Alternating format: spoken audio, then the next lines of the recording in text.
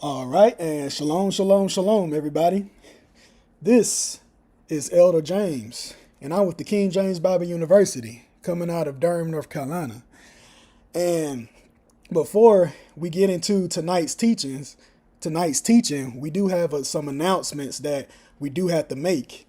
So we here at the King James Bible University and the House of the Lost Sheep of Israel, we are not affiliated with any Christian groups or any Christian organizations, nor are we affiliated with any camp groups or any camp organizations or any Black Hebrew Street Israelite camps. We here at King James Bible University and the House of the Lost Sheep of Israel, we stand alone, and we only hold to the 1611 King James Bible with the Apocrypha, the Sovereign King James Bible. We do not share notes. We do not affiliate or join or do anything with any outside organization outside of King James Bible University and the House of the Lost Sheep of Israel. So with that, once again, I want to say, welcome everybody to the teaching. So tonight's teaching that we actually going to be getting into is entitled The Deception of Apperance. So before we actually get into tonight's teaching, I want to actually make it known to the moderators. So to the moderators, we don't need any spiritual word meanings that's put in the chat, nor any spiritual word functions that's put in the chat. We actually don't need that in the chat tonight. All we need is we can put the verses in there. So if you guys want to put the verses in there, but we don't need any spiritual word meanings. So that's how we'll actually work it from this point on. So let's just make sure that we do that. But other than that, we'll go ahead and actually get started on this lesson. So we're looking at the deception of appearance. So when we're looking at this, what we have to understand is, when we look at things from the outside, you see appearances can be deceiving. It'll deceive us. See, something can very well appear one way, but in truth, it can actually be revealed to be something completely different. And you see, the problem with that is the issue that we have with many of us. We always get caught up in the things and what we see. We get caught up in appearances and what's presented before our eyes rather than the understanding of what's actually working behind it. You see, because something or even someone that can appear right, that can even appear righteous before the eyes of men, you might see that. But the question is, do we actually believe it just because of how it looks and how it appears? Or do we even stop and examine whether that's truly the truth of the matter? Because we are even warned according to the scriptures to try the spirits, to see if it's of God. But do we do this? Because if something that hasn't been tried, then it hasn't been actually proven to be true. It hasn't actually been revealed for what it truly is. But if we just believe what we see physically, then all we doing is just accepting the surface without clear proof and evidence and understanding. And that's where the deception actually lies. So it's easy for us to get caught up in the image, meaning the countenance, the appearance, especially the image that we have built for ourselves, and even how we even perceive ourselves and even perceive others. So a lot of times we move by carnal sight and by carnal understanding, focusing on outward appearances while neglecting what's actually going on within and using spiritual sight. But something that we have to remember, not everything that appears powerful in the eyes of men is truly what it seems to be. Because JEHOVAH does not see as man seeth. Man looketh on the outward appearance, but JEHOVAH looketh upon the heart. And that's what we have to understand. It's not about what's on the outside, but it's about what's within. So now I want to show us this. So when we get over here, the 1 Samuel chapter 16, verse 7, he actually tells us this same thing. He says, "But the Lord, so the Spirit of God said unto Samuel, look not on his countenance, or on the height of his stature, because I have refused him. For the Lord, the Spirit of God, seeth not as man seeth. For man looketh on the outward appearance, but the Lord, the Spirit of God, looketh upon the heart. So again, we can see that God, he looks upon the heart. He looks upon the inward desires. He does not look on the things on the outside. So he's not looking at flesh. He tries the spirits. So Jehovah proves us on what's truly in our hearts, not what we appear to be in the presence of people. Because one can put on a righteous show of appearance openly, but Jehovah is always going to examine what the truth is when no eyes but his are actually watching. So this calls us to truly examine ourselves in this teaching to see who we really are. So we have to check ourselves and our own actions and see what we're really about. So the question is, do we allow appearances to deceive us? Or have we already been deceived ourselves by our own outward show of appearances on how we even have perceived ourselves to be? So what I want to do before we really get into it, I want to show us something. I want to put something before us, and then I want us to actually see. Do we see what we see? I want to put this before us. So I want to show us something. So what you're looking at right here, you seeing this scale. You seeing this scale on the screen, and on one side you see a stone there, and then on the other side you looking at this cinder block. So this is what we're looking at. So the question that I want to ask, that I want to pose to all of us, you either can put I or you can put in. Is this true? So if it's true, I want you to put I, and if it's not true, I want you to put in. And I'll just wait for everybody to put what they see in the chat based on what you see. If it's true, I want you to put I. But if it's not true, I want you to put in. So I see it looks like nobody wants to put anything. So that's, you see. See, this is the thing. This is why we haven't. So we just waiting for them to come through, so we can see what's going on. We just waiting for them to come through, so we can see what's going on. Let's see what's going on.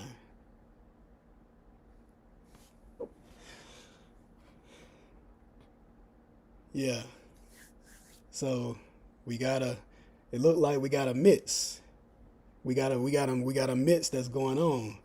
We got a lot of people saying I, and we got a lot of people saying in. And the thing is, when you looking at this, so for everybody that said in, everybody that sat there, let me see.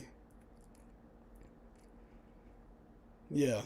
So now that's over with. So I don't need nobody else to put nothing else, no I or in the chat for this. So if somebody put I or in after this, then just delete it out of the chat. So the point is, so everybody that put in, that actually shows that you'll be deceived by appearance. The everybody that put in, that actually show that you can be deceived by appearance. And I'm gonna tell you why. But now everybody that put I, you guys was right. What you seeing is actually true, but you're not seeing it on the surface for what you seeing physically, but you seeing what's actually going on behind it. But I'm gonna explain this to you guys and why I even got this here, because this is actually gonna be a very important piece on what we actually looking at within this entire teaching. See, I want us to actually consider these two objects that's actually before us right now. You have a stone and you got a cinder block. So you see the cinder block is similar to the stone. Why? Because they are both heavy and durable building materials. Both of them are. Though they are similar in use, we must examine the truth of their actual structure. That's why I say we have to actually see what's going on with them.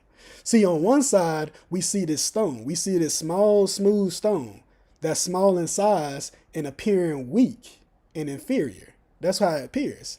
And on the other side, we see a large cinder block.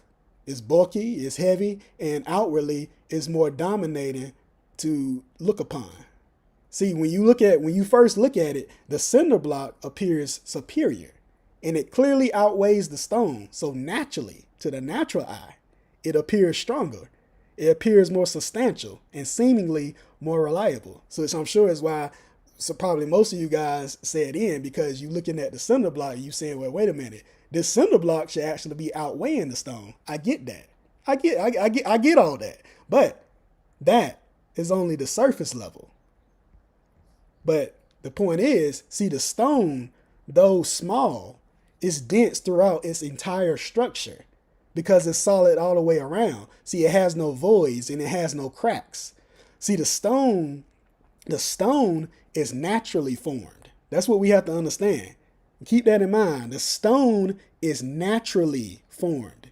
So it's naturally formed underground from undergoing intense heat and intense pressure over time. So its integrity is consistent all the way around. Because of this, it is not only capable of merely bearing weight, it also absorbs impact and is able to withstand tension. This is what the stone can, but the thing is, but the cinder block, understand this, the cinder block is going to tell us a different story. See, though the cinder block, though it's heavier, it's heavy, however, it's filled with internal flaws.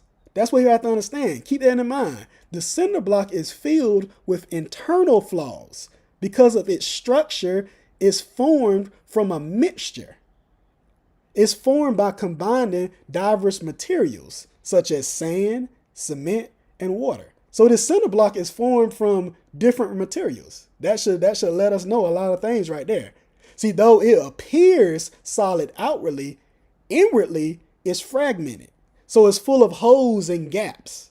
So these hidden gaps actually makes it vulnerable. Even when we look closely at the image, if you guys actually look closely at the image that I have up there on the screen, you can actually see the holes and the gaps within the cinder block itself.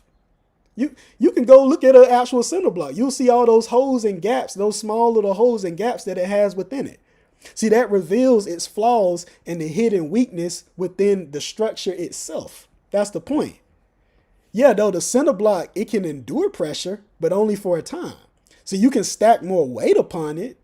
It endure pressure for a time, but I want you to ask yourself, the question, what actually happens when this same cinder block is introduced to high impact or tension?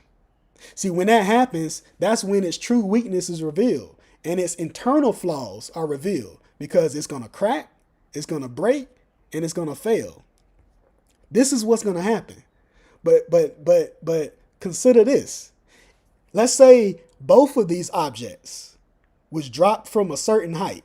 I want us to consider this. Let's say you had both of these objects, you was standing like on this pretty decent high structure, and both of these objects was dropped from a certain height onto a solid concrete surface. Which one of them would actually absorb the impact? Think about that. Which one of these objects would actually absorb the impact when they drop into the ground? Because once you drop both of these objects from a certain height, you drop the stone and the cinder block. See, because of the intense impact from the fall, the heavier cinder block would likely shatter and break, while the smaller stone would actually still remain intact. Why? Because we have to understand the differences. Again, these are the key points that I want us to keep in mind. The stone is naturally formed. That's why I said keep this in mind. The stone is naturally formed, Man didn't make that. That's the point. It's not man-made, but it's something that God created. See, I'm going to even show more visuals in this teaching to even prove the point. It was naturally formed. It was naturally refined from undergoing pressure and extreme heat. So it's solid all the way through. It's dense. So naturally, it endures not only weight and pressure, but also extreme impact and tension that comes against it. But the cinder block is man-made. That's the point that I'm making. That's the difference. The cinder block is man-made. It's something that man formed together. So it's formed by a mixture of materials. So it's mixed with different things. It's mixed with sand, with water, and cement. That's 3 different materials. So though outwardly it appears strong, but internally it's flawed. That's the point. See, though it handles pressure and weight upon it, eventually it fails under impact and sharp tension that comes against it. It can't handle pressure but for so long. So the point I want us to get us to understand is, so the natural weight of the cinder block does not actually equal true strength. And the appearance does not actually equal superiority, nor does it equal true integrity. See, though a thing may seem greater because it's heavy, it may even be larger or even appear more dominant in appearance. See, it can endure pressure that's placed upon it. But again, what happens when it's faced with tension, when it's faced with force and sudden impact that its internal structure was not actually designed to even handle or endure? See, you see, the true strength is not found from what's within and what is true strength is found from what's within and what it's made out of, not what it actually appears to be on the outside. Just as the stone, though in appearance it seems weaker, even light in size, and seemingly is less dominant and superior in weight to the cinder block. But the stone is truly durable. It can endure high extremities because it's already been proved due to its proving and its testing over time. So it's not because of its outward appearance that makes it strong, but it's because of its internal strength from within that carries the true weight. See, this is what we have to understand. Hopefully we understanding that, because this is going to actually help us as we continue to move forward in this teaching. Because now we're going to go back over here to the scriptures and we're going to see, and we're going to read this again. 1 Samuel 16:7. That's why I showed us this beforehand. He tell you, look not on his countenance or on the height of his stature, because I have refused him. For the Lord, the Spirit of God, seeth not as man seeth. For man, flesh looketh upon the outward appearance, but the Spirit of God looketh upon the heart. See, again, man will always look on the outward appearance of something. We're going to look at the stature. That's what we're going to look at. We're going to see the stature. We're going to see, oh, well, shoot, that looks like that's something. So we're going to look at the height. We're going to look at the countenance. We'll always look at someone's outward appearance, and based on that alone, we take that for strength. Based on how they dress, how much weight they carrying in the world, because we look at the natural appearance. See, this is why people are always deceived by preachers, deceived by celebrities and famous men. And you look at these people like, oh, wow, these are great people, because you're looking at their external power. But they just like the cinder block, appearing strong and powerful in the presence of men, but within they're full of flaws and weaknesses. The same thing is, you can even see why he even tell you. We are warned about even looking at things this way. That's why we can even see in Matthew chapter 23. Matthew chapter 23 and verse 28, he even tells us something. He says, even so you also outwardly appear righteous unto men, but within you are full of hypocrisy and iniquity. Exactly the point. Because the same ones have not been tried and proven, because their structure is built upon a weak foundation based on an outward show of appearance. See, these are they who will say one thing but do another thing. See, we'll sit there and profess things and profess righteousness in the presence of people, even by gaining popularity and status amongst others, but then falter when trials come. See, this is our issue. Because when that happens, that shows that we won't actually build upon the same foundation that we actually spoke about. So it's no different from what we actually can see here when we go over here to Matthew, as he tells us in Matthew chapter 7. In Matthew chapter 7, and we'll hit verse 26 and verse 27. Matthew chapter 7, starting at verse 26 and verse 27. And it says, "And everyone that heareth these sayings of mine, and doeth them not, shall be likened unto a foolish man." Because this man, foolish man, has no understanding, but built his house. So he built his house. He built his temple, his body, upon the sand. And the rain descended, and the floods came, and the winds blew, and beat upon that house, and it fell, and great was the fall of it. See, if you hear these sayings, meaning you hear these parables, you hear these dark sayings, you hear these similitudes, you hear these speeches, and do them not. So this shows one who's disobedient, who's stiff-necked, who's hard-headed. This is the man who hears the word but rejects it and builds his house or his temple, his body off his own beliefs, off his own faith and his own reasoning. See, what we have to understand is even the sand itself is soft, it's weak, it's soft and brittle. It's not a strong foundation, but even sand can become heavy and weighty if you gather enough of it. But the reason I'm saying that because it's something that I want to show, something I want to prove the point on something. Because he even tells us right here in Proverbs chapter 27, verse 3, up to the semicolon. It says, "A stone is heavy, and the sand is weighty."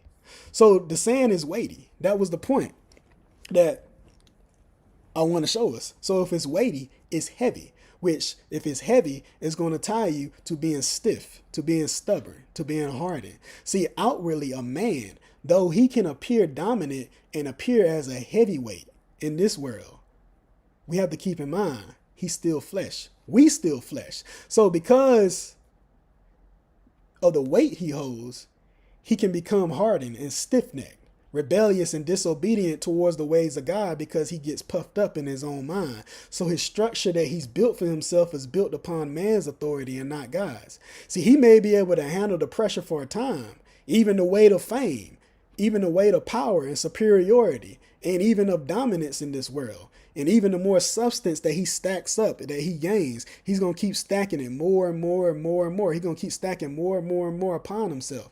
And what happens is you have people that look at that and they see his prosperity and say, "Oh, this man holds weight. He's powerful. He's wealthy."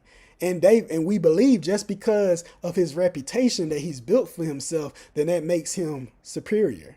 But again, I ask the question, what happens when a sudden force of impact actually hits him and it comes against him? Just as you saw with the house that's built on sand, a man with no understanding. The rain descended, so this knowledge, this judgment started coming down. The floods came, the abundance, the overflow came through. The winds blew, so these spirits. So once this destruction comes upon this vessel, great was the fall of it. See, the rain represents the judgment, the doctrines and teachings, the cleansing, the showers, the overflow. So one whose house, whose vessel is not built upon a solid rock, the foundation of the word, then he won't be able to endure the constant pressures. He can't endure the test of time. So what I want to do, I want to show us another visual that help us actually get the point so we can understand what's actually going on. So I want to show us these stones here. So we should see this here. We can actually see, you see these stones right here? These stones right here on this beach? So you're going to see how, you see that? You see how those waves hit those stones? You see how this water is just constantly coming up. You see how these same stones that's sitting there, they have been hit against with this force of water since the test of time. Because we have to remember, these waves from this ocean is strong. These waves are strong. It's powerful. See, if anybody ever been out to the ocean and you've been in the water, and you ever been hit by a wave, do you know that wave packs some heat? It packs some intense pressure. That's the point. But you can see these same stones have continued. They've continued to endure for a very long time. Even for years, maybe for centuries, maybe for even thousands of years. So we don't know how long these stones have actually been there. See, these stones, if you look at them. They ain't moving an inch That's what I want us to see. They ain't changing. They ain't moving for nothing.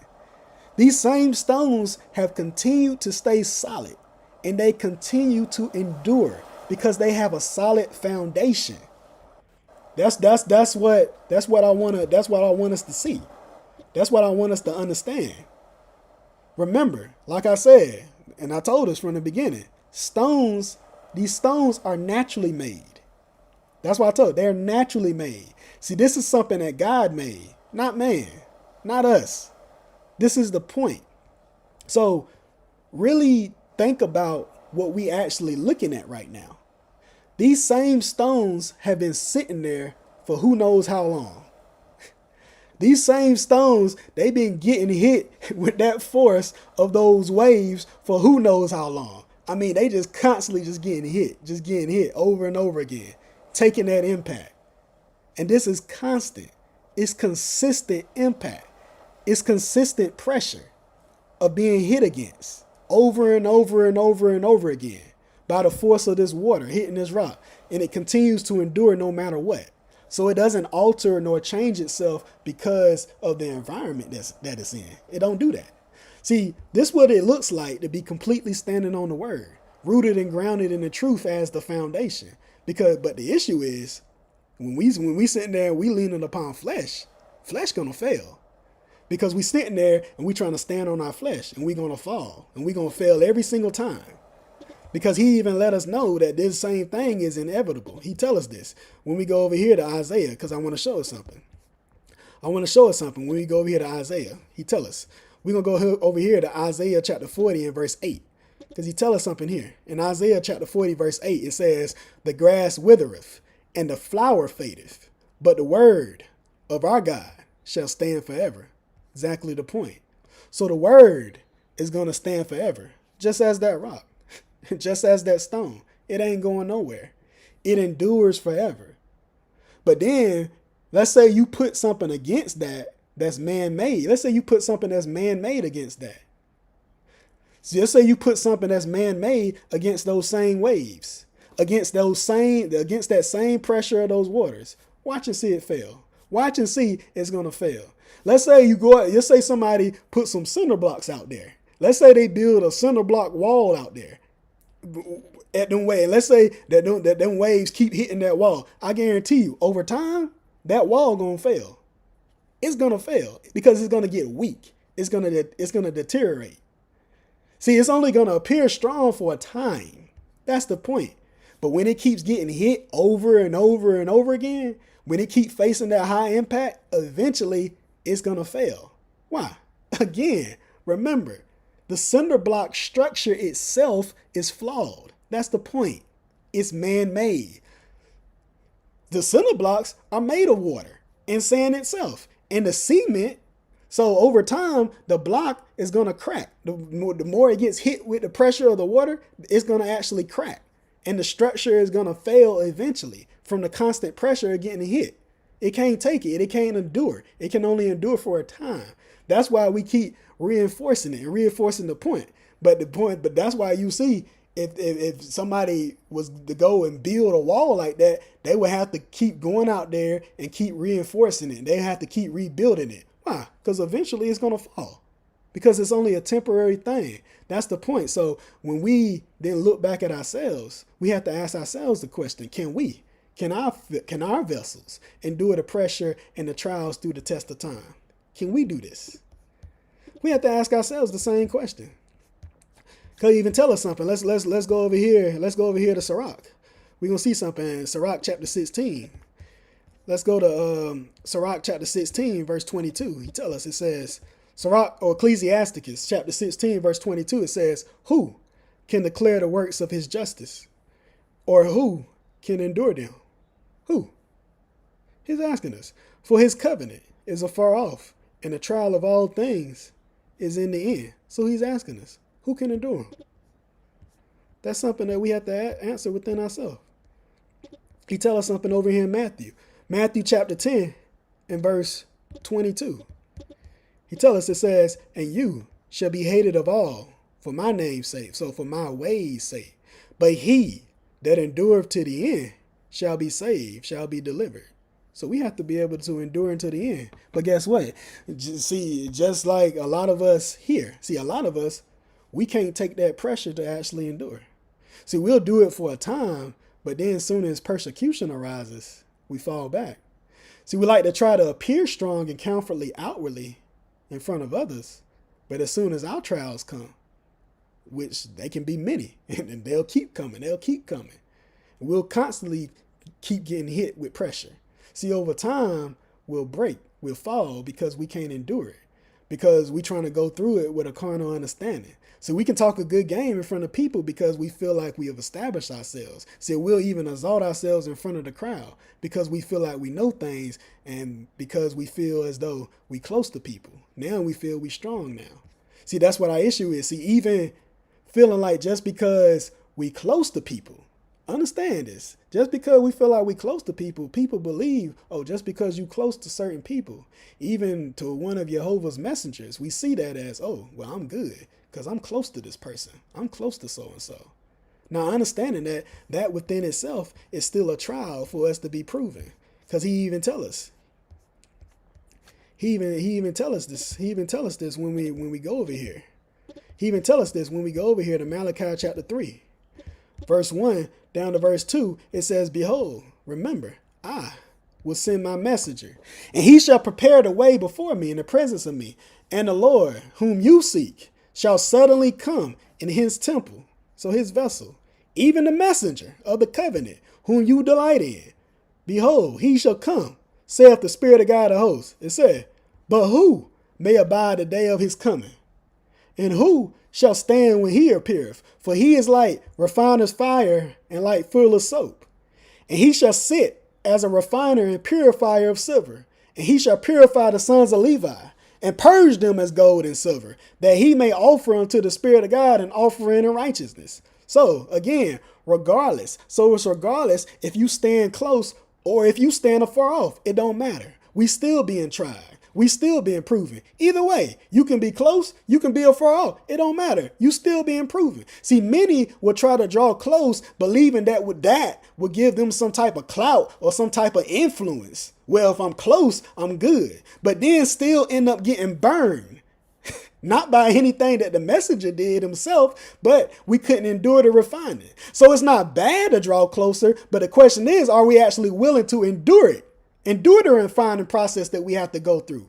But then you have those who believe, well, if I stand afar off and keep myself hidden, not wanting to endure the pressure of being hit with the truth, by refusing to receive what you need to be refined, because we don't want to be exposed, which proves we willing to keep ourselves separated. So these are the things that happen. That's why I say, no matter what, we always going to be going through a trial. We always going to be proven. But even so, again, what actually happens when things come up against us?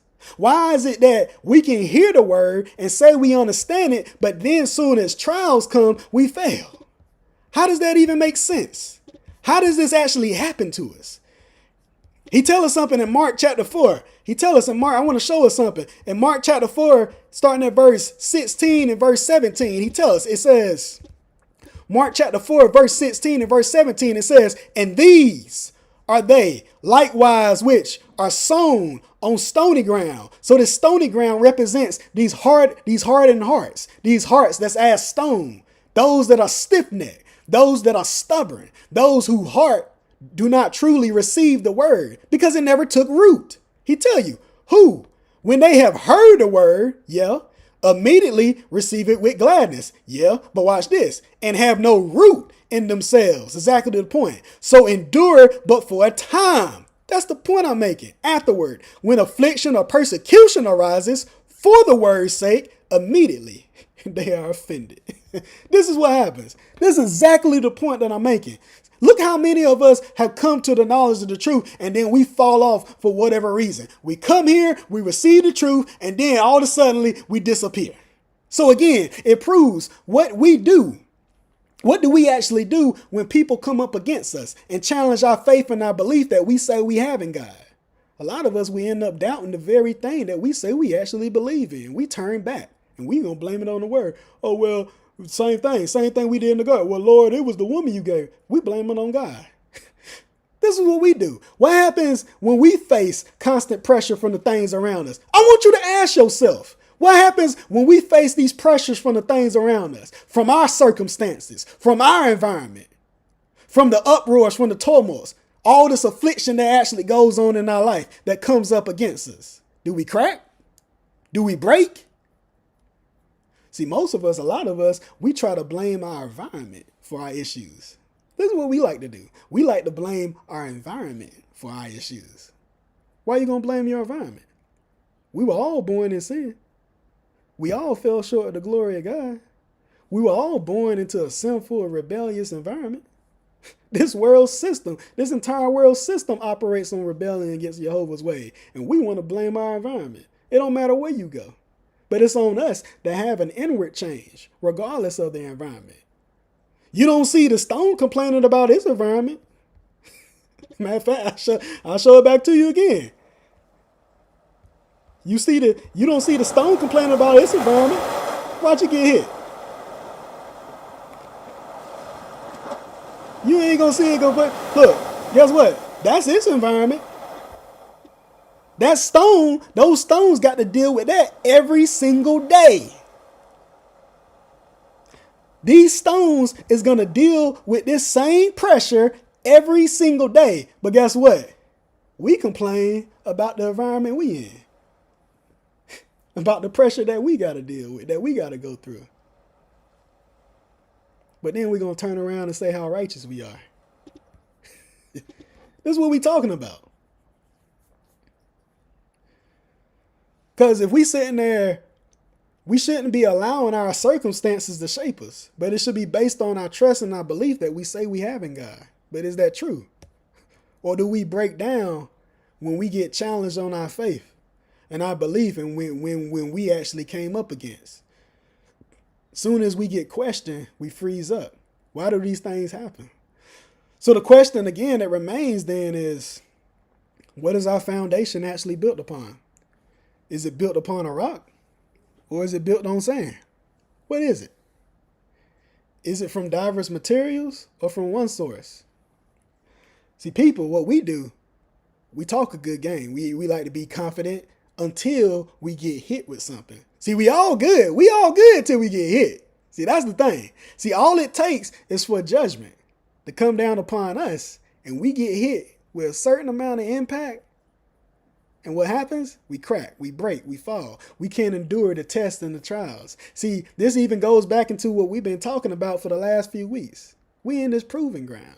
So if we saying we standing on truth, which majority of us here will actually say that, I'm sure majority of us gonna say that we standing on truth. So if that's what we saying, that we standing on truth, then we have to be as this stone.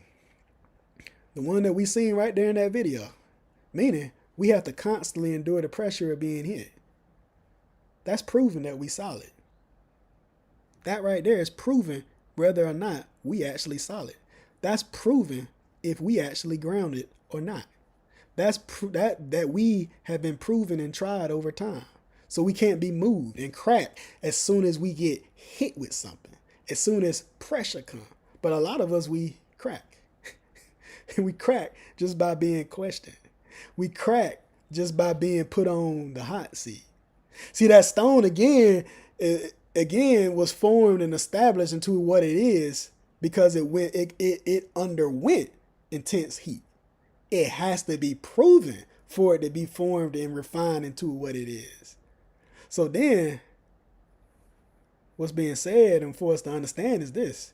Then why don't we want to endure that same heat when we faced with that same pressure? What's our issue? That's why I say this. We got to look at ourselves. This is what we're doing, because he tell us something over here in Sirach. Or Ecclesiasticus chapter 2, we're going to look at verse 4 and verse 5. He tell us something that says, whatsoever is brought upon thee, take cheerfully, and be patient when thou art in your perfection and beauty, changed to a low estate. For gold is tried in the fire, and acceptable men in the furnace of adversity. But again, as soon as a little pressure comes to shake us up, to try us, now we want to back out of it. Now we want to back out and fight against it instead of enduring it. Instead of actually understanding the trial and being proven by it, we rather back out. We look at the adversity as torment rather than an opportunity to prove our faith. That's what we do. Because we don't like how it feels. Okay. I get it. But the thing is, we sit there, we don't want to be brought low. We don't want to be humbled. Yeah, but that exact position is where we actually get refined. Just as the rock, it has to go underground. It has to go through extreme heat. It has to be brought low. It has to go through extreme heat and pressure before it can be formed into what it truly is and what it's supposed to be. So we have to be willing to go through that. Or even when we face Jehovah's judgment, when we get hit with his doctrines and teachings and what the truth is, we get exposed and revealed for who we really are. First thing we want to do is shut our ears to it. We don't want to hear it. We'll crack behind that because we don't want to take it. We don't want to be exposed because we can't endure it because it hurts our little pride too much. Even when he even tells us that we have to endure chastening because those he loved, those he promised, he's going to chasten because it's going to refine us. So the question again, why do we avoid it? Why would you avoid the chastening? Because instead of refinement, we see it as destruction. Instead of chastening, we see it as torment. Instead of refining, we see it as desolation. This is why we crack. But then the first thing we're going to do, soon as we get around people, first thing we're going to do is turn around and boast ourselves and tell other people how much we stand on the word. Tell me we ain't going to do it. First thing we're going to do is turn around and let everybody know how much we stand on the word. Oh, I stand on the word. I stand on God. I'm about my Father's business. That's what we'll do. Appearing strong in the presence of men. But who you deceiving? But as soon as that gets tested, we should already understand this, especially when we went through the diverse weights teaching. As soon as that as soon as we open our mouth, I stand on the word. As soon as we open our mouth and say that, as soon as that get tested, as soon as we get put to the test, now we're going to break and we're going to fall. Why? Because our foundation, our structure was something that we built by our own understanding. Didn't even know what was coming behind that because it was man-made, meaning we was leaning upon our flesh, which is weak, dependent upon our own strength. See, we'll hold to some truth, but we'll establish ourselves based on our own doctrine and belief no matter what, because we're going to hold to something that we think no matter what. Not Jehovah, but we're going to hold to what we think. So it's mixed. But we say, well, no, I don't do that. Okay, but then as soon as the trial comes, soon as things get really tough for us, it reveals the truth anyways. We'll say that, but then as soon as we go through something, now it's proving the point. But we gonna say one thing, but then it's gonna be proved to be another thing. That's what I say. This is what we do. A lot of us, we automatically resort right back to carnal understanding. As soon as we start getting proved, we resort right back to carnal understanding every single time. And then we keep wondering why this keep happening. Again, if we can't endure and we crack under pressure while we being proven, then that's showing you we got issues. We got internal flaws. It's holes, it's gaps in our understanding and our belief. Do we understand what I'm saying? We got blemishes. So our foundation was never solid as the rock that we claimed that we stood upon. So I want to show us something, because even with this rock, he even tell us when we go over here to Deuteronomy. Let's look at this. In Deuteronomy chapter 32, he tell us in Deuteronomy chapter 32 and verse 4, it says, he, who? Jehovah, he is the rock. His work is perfect, for all his ways are judgment, are doctrines and teaching. A God of truth and without iniquity, without acts of sin, just and right is he. That's the rock. That's the rock that we stand upon. He tell us something over here in 2 Samuel. Because I'm just breaking down exactly what we going through. Because he tell us something over here in 2 Samuel chapter 22. 2 Samuel chapter 22, and we're going to hit verse 2 and verse 3. tell us something. 2 Samuel chapter 22, verse 2 and verse 3. And he said, the Lord, the Spirit of God is my rock and my fortress, my deliverer, the God of my rock. In him will I trust. He is my shield and the horn of my salvation, my high tower and my refuge, my savior. Thou savest me from violence. Exactly the point. This is the rock that we have to be built upon, because this rock is solid. It's proven and tried. JEHOVAH, his word, his truth is the rock. It endures the test of time, just like the stone. Matter of fact, I can even show you and prove the point why I'm saying exactly what I'm saying, because we see in the similitude of it, but we just going to prove the point even more. So we're going to go over here to 2 Samuel chapter 22, and we're going to hit verse 31. He tells us, it says, as for God, his way is perfect. The word of the Lord is tried. It's proven. He is a buckler to all them that trust in him. Exactly the point. That's what allows us to endure. That's what gives us the strength to endure. It's not from your own strength. It's not from your own power. It's not from your own authority.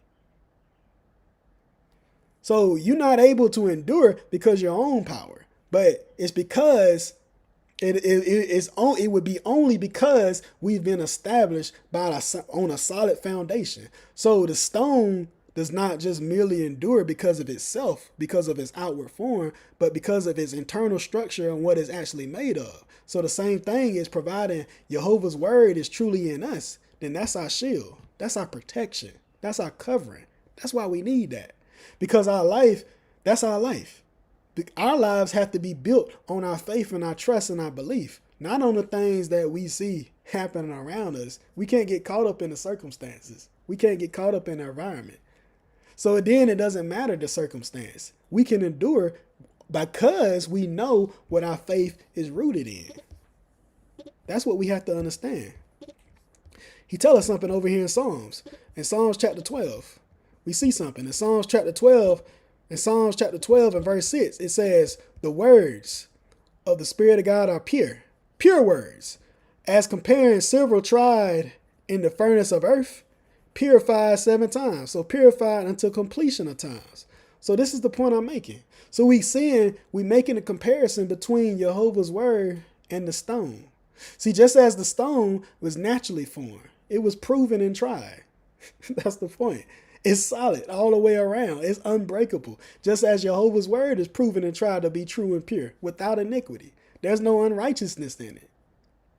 There's no blemishes. There's no sin in his word. There's no flaws. There's no wickedness within it. It's pure. It's tried and proven until completion. So the precepts, the instructions, the commandments, the ordinances, the judgments, the doctrines and teachings contained within the law is all proven to be true. These are the standards that we must hold to. These are the things that one who is wise will make sure that they are being built upon. Those things have to be the foundation of the structure of our house. Because it's always strong. It's always strong. That's why he even tell you this when you go over here to 1 Esdras. 1 Esdras chapter 4. In 1 Esdras chapter 4, and we're going to hit verse 38. He tells us, 1 Esdras chapter 4, verse 38, it says, as for the truth, it endureth. Exactly the point. And is always strong. It liveth and conquereth forevermore. Exactly the point. So this is forever. That's why we can see similitudes of that. And why understanding the structural integrity of the stone is so important. Because it's always strong. Just as JEHOVAH's word. So when we looking at the truth, those same judgments and instructions contained within the book is always strong. It's always going to endure. When we fail, it endures. When we fall, it endures. It endures forever. That's why we have to lean upon it as our protection, as our defense, our shield. That's why he said, the God of my rock, in him will I trust. Thou savest me from violence, from ruin, from desolation. So when judgment comes, when the trial comes, instead of it being destruction, it becomes our salvation. That's the point, because of standing on his word. That's the point, because now we can endure the test of time. Now we being refined by the very thing that was meant to refine us. And we seeing it not as a destruction, but as a chastening for refinement. That's what we have to see it as.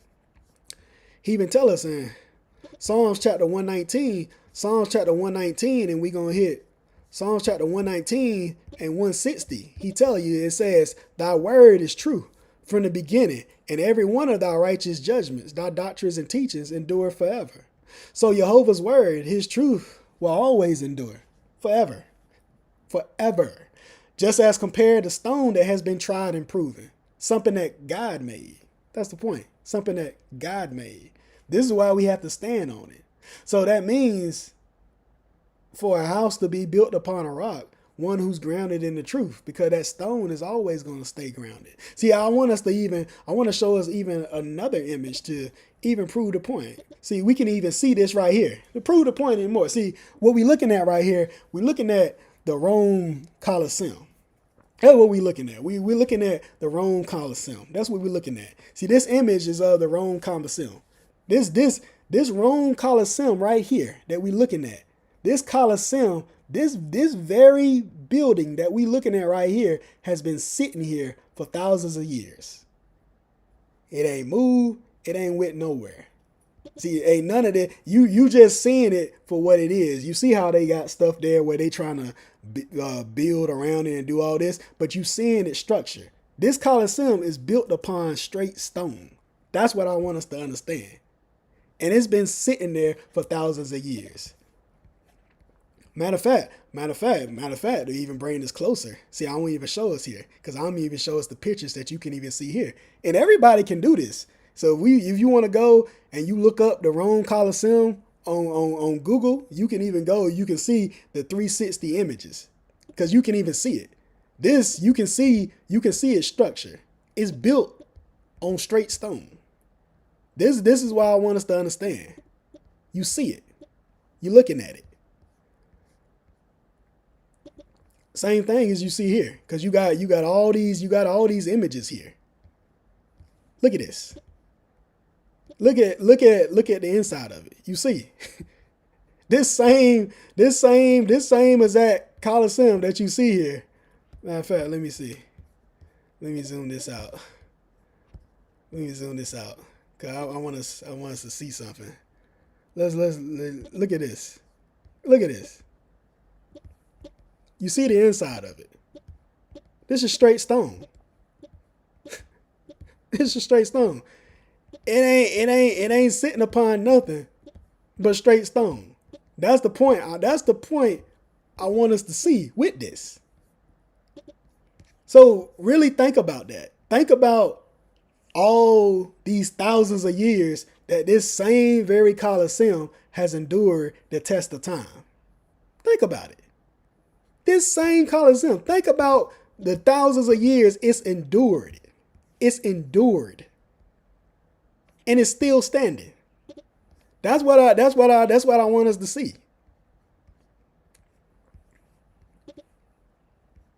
Look at it. So you got them, they putting that stuff up there because they trying to build stuff. But you can see it. That this Colosseum right here, you can see that this same one is endured. That's what I want us to see. Look at this. And I'm pretty sure that man, this don't even do it justice compared to how this probably look in person. But it's the point I want us to see. This same Colosseum, it's endured a test of time. It's endured years of rain, thunderstorms, severe weather, and it's still standing. It's still standing. We ain't talking about something. Now, we ain't talking about 100 years, 200 years, 300 years, 500 years. We talking about over 1,000 years. This one structure, and it's built upon stone. That's the point. That's the point. See, a structure that's built upon something man-made, like a cinder block, was built from man's power. You even have houses that can't even endure for this long, because over time, its foundation that it's built upon is going to deteriorate. It can't endure the pressure. It can only endure pressure for a time, but eventually it's going to fall. But this Colosseum, you see, It's been here for over 1,000 years and it ain't going nowhere because it's built upon a solid rock. It's built upon stone. So that's the point that I want to, that's the only reason, I showed us that. That's the whole point, because I want us to see we have to be built upon a solid foundation. Just as that Colosseum is built upon stone, we have to be built the same way upon a sure foundation that we can stand the test of time. That's the point. That's the point that I want us to understand with that. Because the same thing, when we get back over here to Matthew, he tell us. We get back over here to Matthew. He tell us something. Back over here to Matthew chapter 7. He tell us something in Matthew chapter 7. When we go Matthew chapter 7 and we hit verse 24. Matthew chapter 7, verse 24 and verse 25, it says, therefore, whosoever heareth these sayings of mine and doeth them, I will liken him unto a wise man, which built his house upon a rock. And the rain descended, and the floods came, and the winds blew, and beat upon that house, and it fell not. Exactly the point, for it was founded upon a rock. So if the house, the vessel, the structure is founded upon a rock, this solid stone, that means it's been established upon a solid foundation. We already seen what a rock is. I showed us what the rock was. So that's why I want us to even show us these images so we could get a visual similitude of what that actually looks like, to be standing solid upon a solid foundation like that. So when we look at it spiritually, if our vessels are built upon the word, just like upon a solid stone, it's something I want to, matter of fact, let me go over here. Matter of fact, I want to show us this. Because the same thing, he tell us, and let's look at something. In 1 Kings chapter 6, and we're going to go to verse 7. He tell us something. It says, and the house, so the temple, when it was in building, was built of stone made ready. Stone made ready before it was brought thither. So this was stone made ready before it was brought thither. So that there was neither hammer, nor axe, nor any tool of iron heard in the house while it was in building. So again, we already know what that stone is. That stone is that rock, that foundation, that belief that we stand upon, which is Jehovah's word. And that's exactly what that house, that vessel has to be built upon. So you can't lift no tool upon it. So the point is, I want to show us over here, because he even tell us over here in Exodus chapter 20, to prove the point even more. In Exodus chapter 20 and verse 25, he even tell us, it says, and if thou, providing thou, will make me an altar of stone, thou shalt not build it of hewn stone. For, he going to give us the reason, if thou lift up thy tool upon it, exactly the point.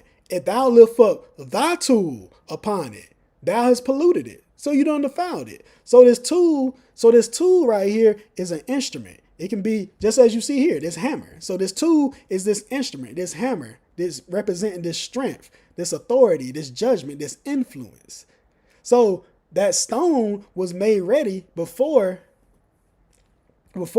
it was brought thither, because Jehovah already laid the foundation, which is his authority. So we have to be built upon his standards, not with man's authority, not with our own standards. That's why I say, if thou lift thy tool upon it, thou hast polluted it. Because now we done defiled it. Because again, that tool is our instrument. So now we putting our strength, we putting our authority, we putting our own influence on it. We trying to make it the way we want to make it. That's why I say we can't put our own standards on this vessel. We can't sit there and try to build it how we want to do. So the vessel has to be built upon the stone, the foundation that Jehovah has already laid, that no man can alter and put his own influence on it. Because if so, you're going to defile it. But again, if we establish upon this word, upon this law, just like that solid stone, see, the word is going to endure. Then we can endure the impact of pressure over time, because you've been established, not by man's power, but by Jehovah's authority. Because man's power is flawed. But Jehovah's authority, his word, is going to endure forever. But the issue is those of us that hear the word, those of us that hear the word and chooses to reject it. See, that rejection is not just speaking about those that hear the word and then just turn and walk away from the truth. It's many of us here, even now, that constantly hear the word. We constantly hear the word. We constantly get the word. We constantly get the word. We constantly sit here week after week after week, and we refuse to change. We refuse to change our nature. We refuse to change the things that we're doing, but we constantly hearing the word. We refuse to change the things that we do.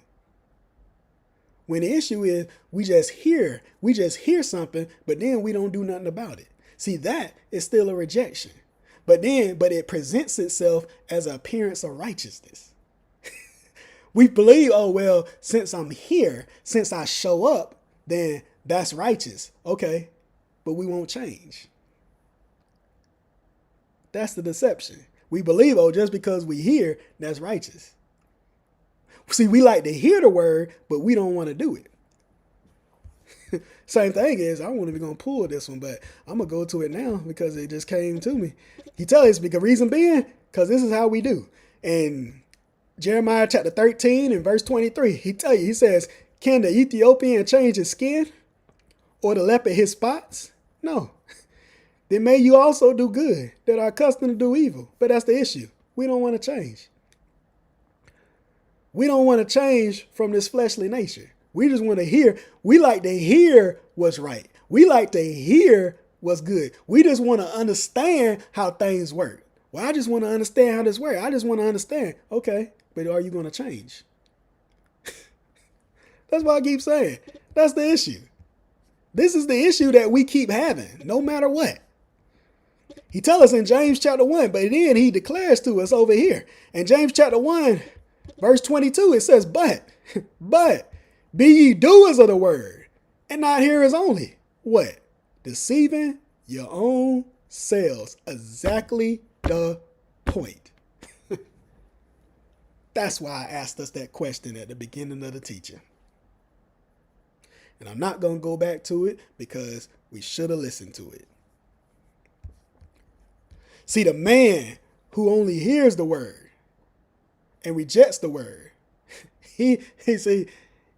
that's still showing a rejection to hearken unto Jehovah. His vessel is not being built upon a solid foundation.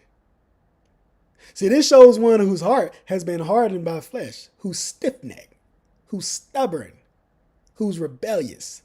So this vessel's foundation is built upon something that's weak. See, on the outside, it may appear solid, it may appear confident, and even endure for a while.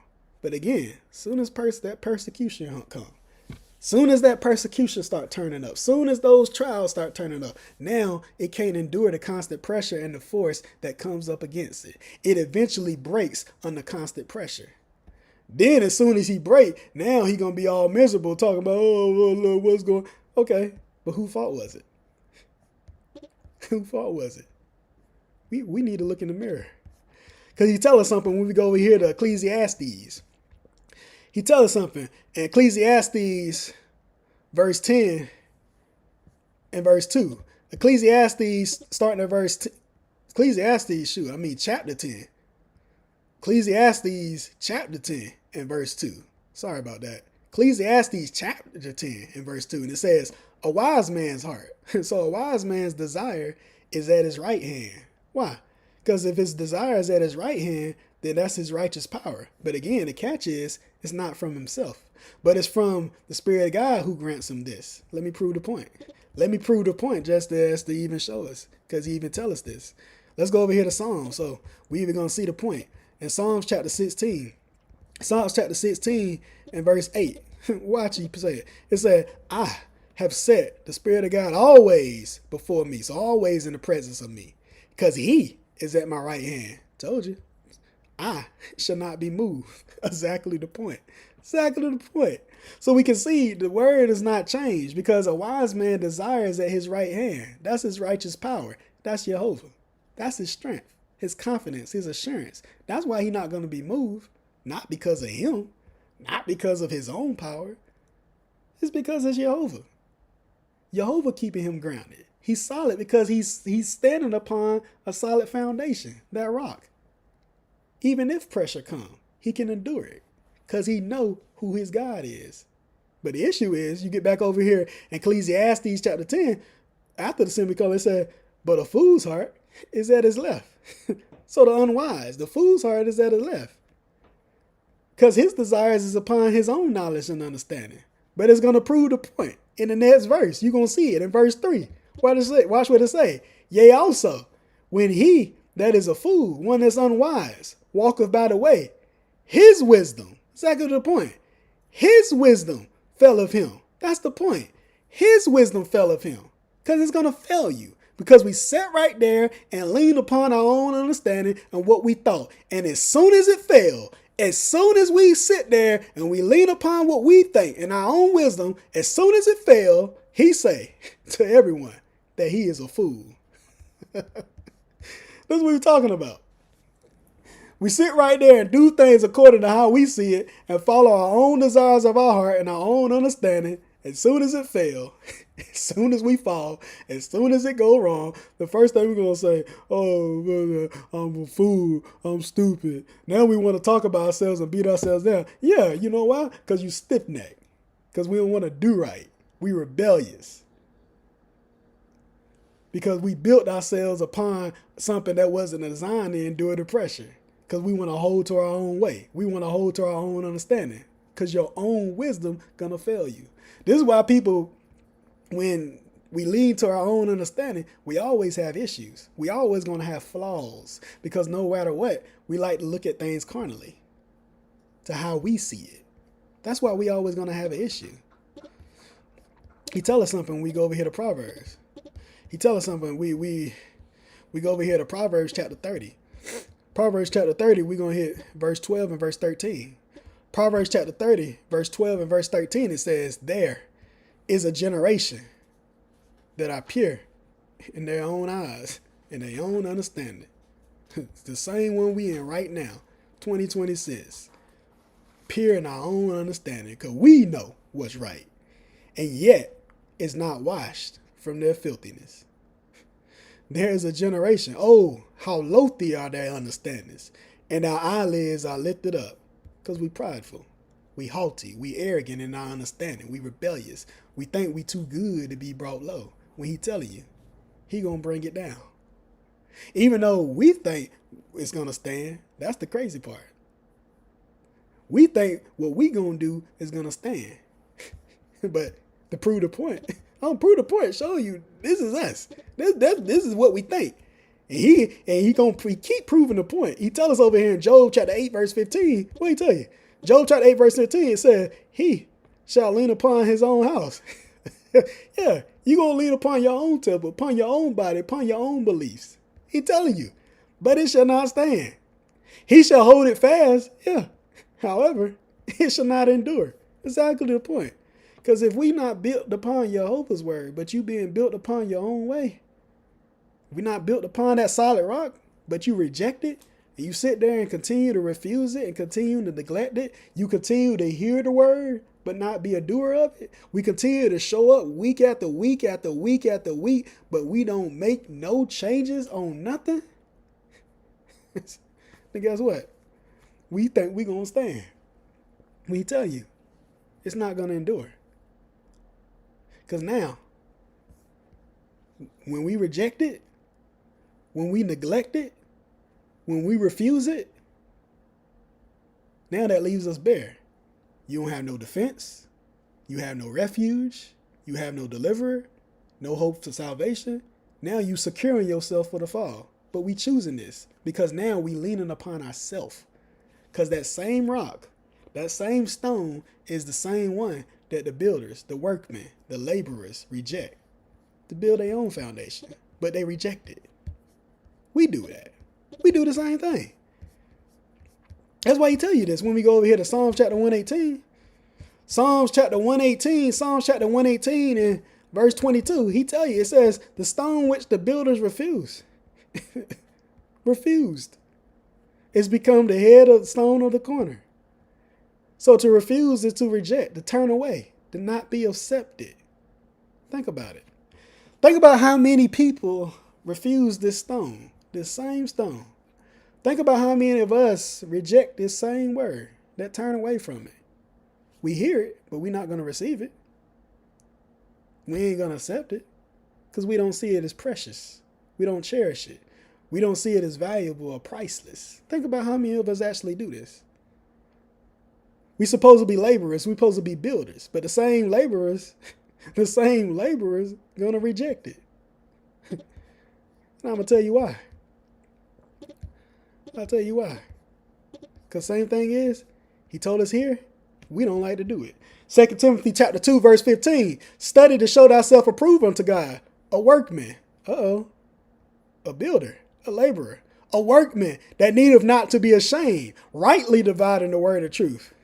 Think about how many of us don't do it. So these builders is us. We the workmen. We the laborers in the field. But we don't want to build. We don't want to study. We don't want to put in the time. We don't want to put in the dedication, the devotion. We don't want to be diligent. We want to stay stagnant. Because the laborers refuse to work. But then at the same time, we want understanding. But we don't want to work. Make it make sense. The builders reject the stone, but desire the house to be built. With what? With what? With what? Because the same thing is he even tell us. He tells us this when we go over here to Proverbs. Proverbs chapter 21. See something. Proverbs chapter 21 and verse 25. He tell you, it says, the desire of the slothful killeth him. For his hands refuse to labor. That's what I keep saying. We refuse it. We refuse to labor. See, this is why we struggle to grow. This is why we struggle to get stronger. Because we slothful. We lazy. We refuse to labor. We sit around all day and do everything else and look at everything else instead of what we actually should be doing. He tell us something over here in Sirach. In Sirach chapter 38. Sirach chapter 38. I want to show us something. Sirach chapter 38, verse 24. Verse 24 and verse 25. It says, the wisdom of a learned man cometh by opportunity of leisure. And he that have little business shall become wise. Exactly to the point. Because if you got little business, see, business is you out there in the market. You out there doing things and out there in merchandise and trading, doing all this stuff in the marketplace. But if you got little business, that means you ain't out there in the market. You ain't out there worrying about everything else out here in this world. You ain't occupied with other things. But our issue is we get caught up worrying about vanity. He said, how can he get wisdom that holdeth the plow? So the plow is to till the ground. That's what that plow is for. That plow is to till the ground so you can cultivate, so you can work, so you can labor, so you can toil and do service within the ministry. Not only just to benefit yourself, but others as well. But how we going to do that if we worrying about what we look like? You see, man, we standing there with the plow worrying about getting our hands dirty. We holding it, but we ain't doing nothing with it. Because we occupied in other stuff. We occupied in other things. See, a lot of us, we're not actually willing to endure the travail and the labor that comes with this. Diligence, devotion, intention, and study in the word.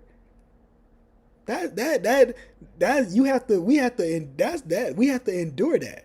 We have to endure the travail and the labor that actually comes with that. I want to show us something, even what I'm saying. So I want to go over here to Sirach or Ecclesiasticus, and I want to show us something, even what's said here. I want to show us something right here. Show us something right here. This part right here in Sirach chapter 1. We're going to start right here in this prologue, but I want to show us at this part right here, because that's to prove the point on what we actually saying. Because you see what he's saying here. It says, I found a book of no small learning. Exactly the point. It's no small learning. Therefore, for that reason, I thought it most necessary for me to bestow some diligence and travail to interpret it, using great watchfulness and skill in that space to bring the book to an end and set it forth for them also, which in a strange country are willing to learn, being prepared before in manners to live after the law. All wisdom coming from the Lord is with him forever. So the point I went over here is to show us that it takes diligence to go through this book and to understand it. This book is of no small learning. It takes diligence. You ain't just gonna get it overnight. You ain't gonna get it all in an instant. It don't work like that. We gotta go through this book. We gotta dive in these scriptures. We gotta labor. We have to have perseverance. We have to endure. This means we got to do that on good days and bad days. People say, yeah, you can go ahead and say, So guess what? Even when we having bad days, we feeling down, we still got to put in this work. People saying that, I don't know, okay. Yeah, we got to do it. Because just because you had a bad day at work ain't an excuse not to study. Just because you had a bad day based on what went on that day, that ain't an excuse. That's not an excuse to not put in the work. That's the point. We got to endure. That's part of it. Because if we endure, that's proving us. Because that's showing our devotion. That's showing our attention and our dedication to learning. See, we have to be willing to go through this travail, this labor, just as these laboring pains. This was like these laboring pains. Because if we're not willing, then how are we actually going to get to where we say we're trying to go? How are we going to get what we need to know? This is a part of our trials. See, that depends on how much work that we actually willing to put in. See, if we put in more time to laboring for the things of this world than what we are actually putting in towards laboring for God, then we can't be surprised when we come up short. when we lacking. Well, you saying that, we can't understand. Yeah, because we putting in more time for the world. We more occupied in business out there in the world more than we more occupied in the things of God. It's that simple. So we can't be surprised when we come up short, when we find ourselves deficient. It ain't no different just as when you go out here in the world and you go out here, you work and you labor in this world. See, most people are going to always make sure that we go out here and we put in enough work to make sure that they make enough, that they put in enough work, working hard hours, going through much travail and pain. Why? Because you're going to make sure you got food on the table. You're going to make sure you got a roof over your head. You're going to make sure you can provide for yourself, for your family, and the things that you want. You're going to make sure of this, the things that you desire. Constantly making sure that you got a good amount of income coming in so you ain't even got to worry about what your paycheck looking like. Because you already know what's in your bank. You know what you're doing. You ain't got to see if you got money. You know you got money. That's the point.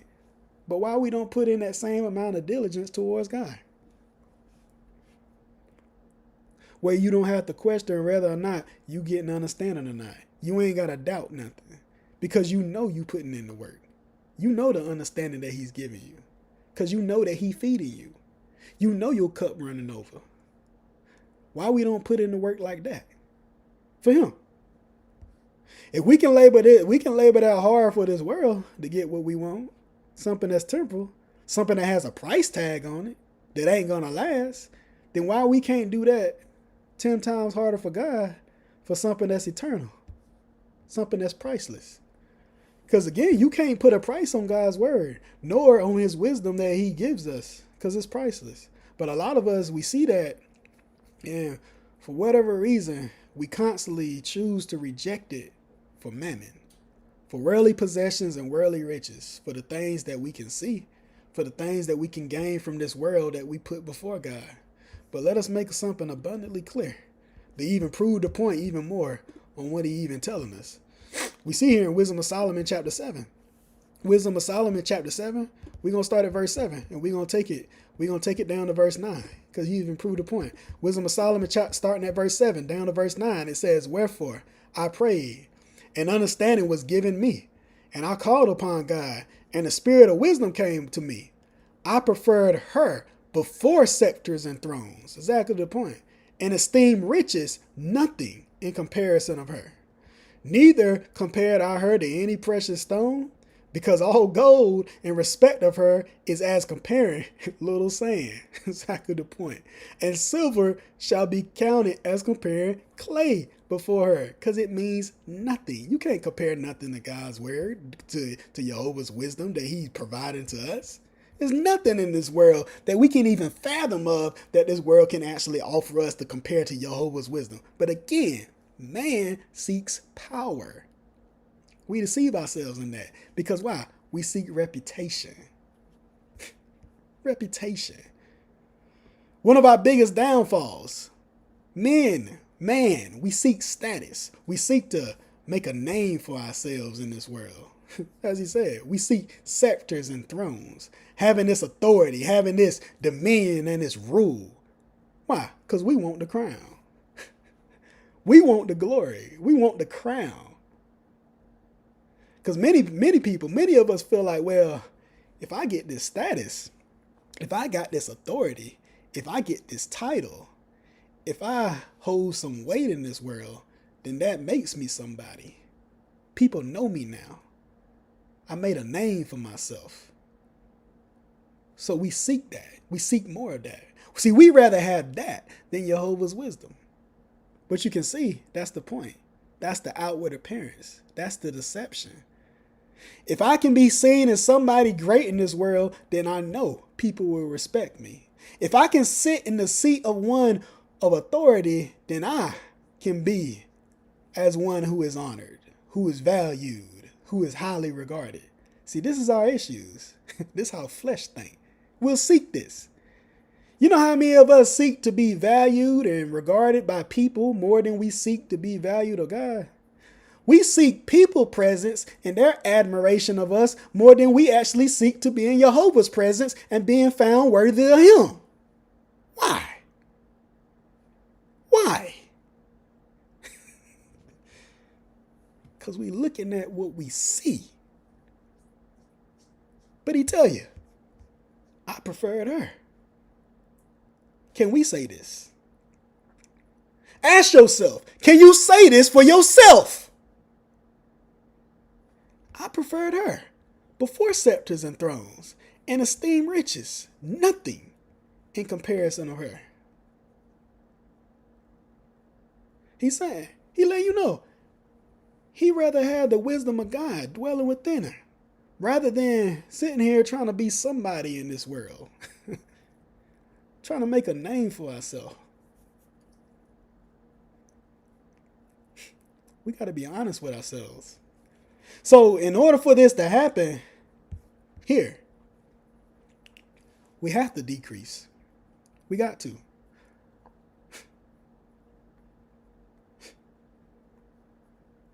Even I, myself.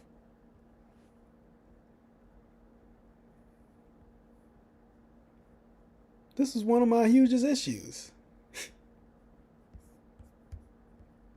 Seeking admiration. Seeking to be valued, to be regarded, to be seen. That gotta decrease. Our own desire that we want for ourselves. We gotta be honest with ourselves. That has to decrease. Our desire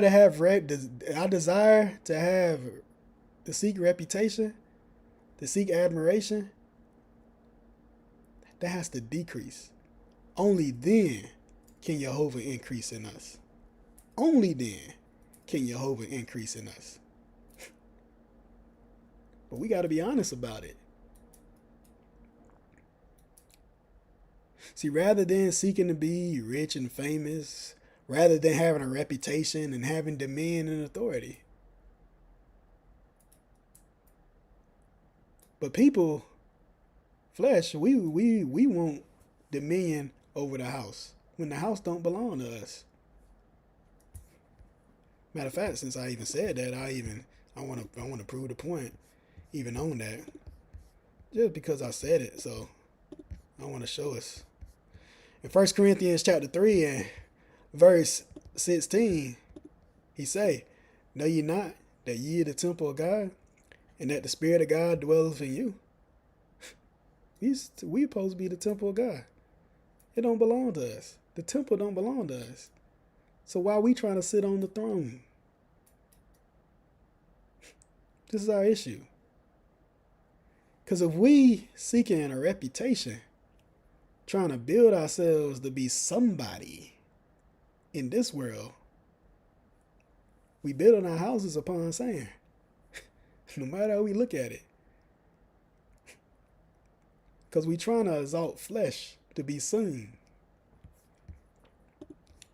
You can even see an example of this on how you have those that actually would do this. So you can even see in Matthew chapter 23. Matthew chapter 23 and verse 5 down to verse 7. You see this. Matthew chapter 23 verse 5 down to verse 7. He tells us, it says, "But all they works, they do for to be seen of men." Exactly the point. To be seen of men. It's all about being seen. It's all about appearance. So they make broad their phylacteries and enlarge the borders of their garments, and love the uppermost rooms at feasts, and the chief seats in the synagogues, and greetings in the markets, and to be called of men, rabbi, rabbi, teacher. Exactly the point. Because it's all based on appearance. Men love this.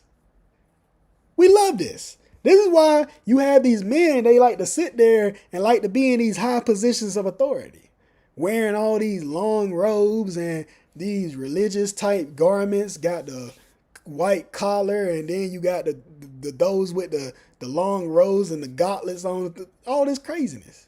Because all of that is to be seen, to be men pleasers. That's why you see that. That's why you see these same people, they sit up in these buildings and behind them pulpits. Why you think they sitting there, they sitting up higher than everybody else while the congregation sits lower? They making sure, no, we gonna sit up here while everybody else sit lower, because they gonna make sure that they separate themselves from the people. Shoot, I seen a video of one group. It was this camp group. I want to say it was either the Sakari or the IUIC. They sat there, and when they have their feast days, not the Lord feast day, but their feast days. When they had that feast day, as soon as they came in there, they said they got to have on this glorious type of apparel, these lavish garments, and whoever they say the chiefs are, who the leaders are, they make sure that they got them sitting separated from everybody else, putting them on a pedestal. But this is what people do. You have people that sit right there, that's going to sit right there and praise these same men when the scriptures speak against this same type of behavior. And guess what? You got people, we going to sit right there and praise it. Praise it. Let me tell you something. When you over here to Mark chapter 12, we're going to hit verse 38 down to 40. And he tell us, it says, "And he said unto them in his doctrine, Beware of the scribes, which love to go in long clothing, and love salutations in the marketplace, and the chief seats in the synagogues, and the uppermost rooms at the feast, which devour widows' houses, and for pretense make long prayers. These shall receive greater damnation." Told you. He condemns it. That's why I'm saying it. But why you think they do this? Sitting there, oh, chief so-and-so, captain so-and-so. This is what they'll do. But they're not the only ones. You got people, we sit there and love titles and positions. We love salutations. Love to be seen of men, getting recognition. But they always going to make sure that they separate themselves from everybody else. See, they ain't going to sit in the crowd amongst the people. Nah, they going to sit and make sure they sit in the uppermost rooms. They gonna sit in a higher authority. They gonna make sure that they sit above everybody else. That's why I say, that's why when they go to their feast, that's why they got them, they sit in them chairs like they kings. They gonna sit separated from everybody else because they want to be on high. They prefer scepters and thrones, showing you they ain't got an ounce of wisdom in their vessel. Because if so, they wouldn't be doing it. These same ones who do this, he tell you, shall receive greater damnation because they seeking their own glory. So he telling us everything. He telling us everything. But even as he tell us here, even how we are actually supposed to conduct ourselves, he tell you right here. He letting us know. In Mark chapter 10 and verse 44, it tell you, it says, verse 43 and verse 44, it says, but so shall it not be among you. But whosoever would be great among you shall be your minister, shall be your servant. And whosoever of you will be chiefest shall be servant of all. So the chiefest is the one who possesses the greatest wisdom amongst the people, but he's servant to all. Meaning he ain't going to be sitting in a high position, separate himself from everybody else. He going to be sitting amongst the people because he's the one who's serving the knowledge. He ain't going to be putting himself above everybody else. Why you think JEHOVAH, when he taught, he was sitting there sitting amongst the publicans and sinners? He ain't was sitting there just to sit. He came to heal those who he knew he was sick, who he knew was sick, those who he knew needed deliverance. He won't making himself a ruler over them. They called him. They said, well, that's the king of the... He said, no, you say that. He won't making himself better than them. No, he just came to give them word. But he was sitting amongst them. That's the point. That was it. But you have men of power who abuse their power to seek to establish themselves with dominion and authority to be higher than others. But you don't do that. You don't sit there and abuse power and authority. You don't, the authority, the power that JEHOVAH gives, we don't sit there and abuse it for that. Matter of fact, let's see some wisdom on this, because he even tell us this same. Let's see this over here in Sirach chapter 32. Sirach chapter 32, verse 1 and verse 2, because he even tell you right here. It says, if so providing thou be made the master, so the teacher, the chief of a feast, lift not thyself up, but be among them as one of the rest. Take diligent care for them, and so sit down. And when thou hast done all thy office, so when you done all your office, your duty, your ministry, your service, take thy place, that thou mayest be merry with them, and receive a crown for thy well ordering of the feast. Exactly the point. See, this is why we can even see a clear example of this. You can even see here, even when we attend the feast, even the pastor here. That's why you can see he always sits amongst the people when we at the feast. That's the point. He's not going to separate himself from the people. That's why you see when a teaching goes on at the feast day, you'll see he'll go up there, he'll teach, but then once that's done, he'll sit down with the rest of the people at the table. Just as the other teachers here do the same. Because all that's there, all we go there to do is to do our duty, our office, our service. We teach, we take care of business, but once that's finished, we sit back down. You don't sit there. We don't separate ourselves to sit somewhere in these high positions separated from everybody else. Like we better know. Most of the times you'll even see all the teachers and the leaders be actually spread out all around the room, sitting with other people at different tables, just chopping it up, sharing wisdom, speaking with people. You don't see us sitting there sitting up high in some seats like we sitting on a throne, and then all of y'all gonna sit down there. No, you don't see that because you don't do that. That's the point. That's the entire point. But you have men that will seek that because they want to be seen. They want people to see them in high position of authority, sitting in the chiefest seat when it's not about that. But that's the point I'm making. So when we get back over here,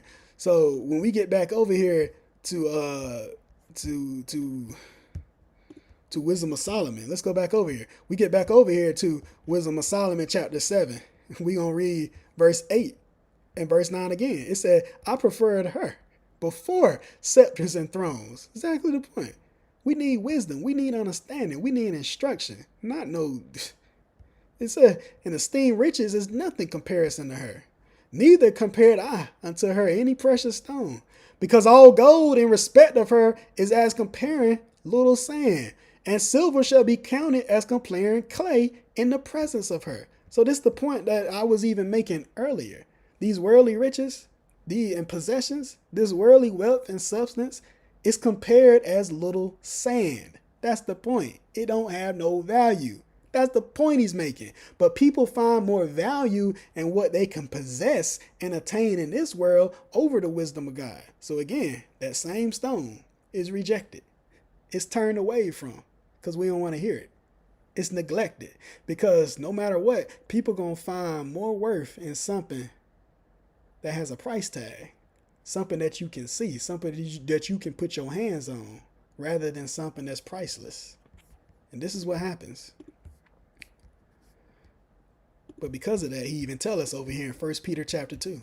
1 Peter chapter 2, we'll hit verse 6 and we're going to take it to 8. 1 Peter chapter 2, we're going to hit verse 6 and we're going to take it to 8. And he tell us, it says, wherefore also it is contained in the scripture. Behold, remember, I lay in Zion a chief cornerstone, elect, precious. And he that believeth on him shall not be confounded. So you ain't going to be confused. You ain't going to be dismayed. Unto you, therefore, which believe he is precious. So you that believe that this word is precious, that is cherished, that you truly cherish this, that is the true riches. But unto them which be disobedient. So those of us that's hardened, that's stiff-necked, that's rebellious. Those of us that want to be hearers, that want to be hearers only, but not doers. The stone which the builders disallowed, so that same one that's rejected, that's refused, that's denied, the same is made a head of the corner.